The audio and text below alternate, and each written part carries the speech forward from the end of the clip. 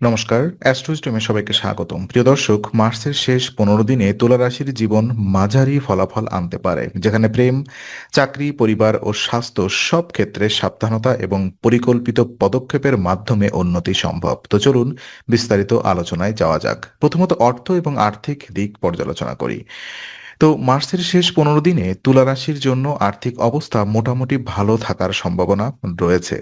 আয় থেকে স্থিতি বজায় থাকবে, অর্থাৎ অপ্রত্যাশিত বড় ক্ষতি ঘটার সম্ভাবনা কম। তবে ব্যয় কিছুটা বাড়তে পারে, তাই পরিকল্পিতভাবে ব্যয় করা জরুরি। অপ্রয়োজনীয় খরচ এড়িয়ে চললে আর্থিক চাপ কমানো সম্ভব। সঞ্চয়ের সুযোগ তৈরি হতে পারে, যা ভবিষ্যতের আর্থিক নিরাপত্তার সহায়ক হবে।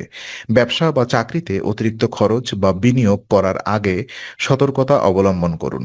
ব্যাসের মাসের শেষার্ধে আর্থিক স্থিতিশীলতা বজায় রাখার জন্য বাজেট মেনে চলা এবং খরচ পর্যবেক্ষণ করা গুরুত্বপূর্ণ।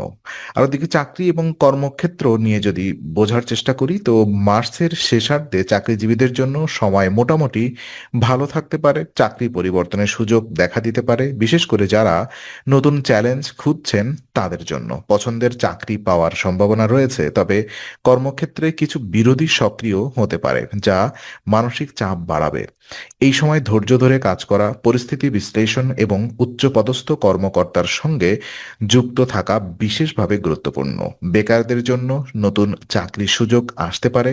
পরিকল্পনা, ধৈর্য এবং উপযুক্ত পদক্ষেপের মাধ্যমে কর্মক্ষেত্রে উন্নতি এবং সাফল্য অর্জন সম্ভব।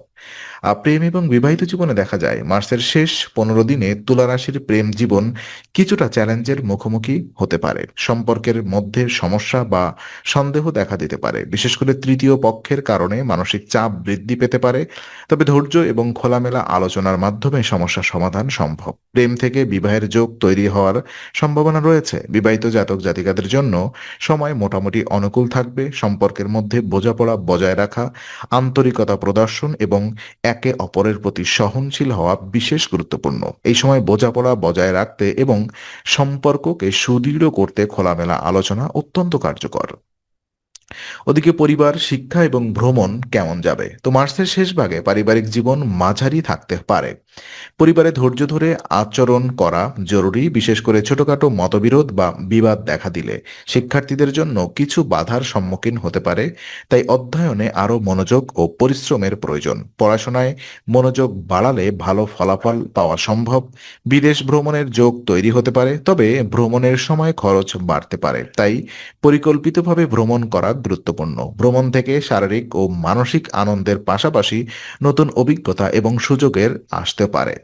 তো স্বাস্থ্য উপায় হিসেবে যদি আমরা দেখি, মার্চের শেষ ১৫ দিনে তুলা রাশির জন্য স্বাস্থ্য বিষয়ে সতর্কতা নেওয়া প্রয়োজন। বিশেষভাবে পেট সংক্রান্ত সমস্যা হতে পারে। খাদ্যাভ্যাসে সতর্ক থাকা, নিয়মিত বিশ্রাম এবং ব্যায়াম স্বাস্থ্য রক্ষার সহায়ক। মানসিক চাপ কমাতে পর্যাপ্ত সময় দিন।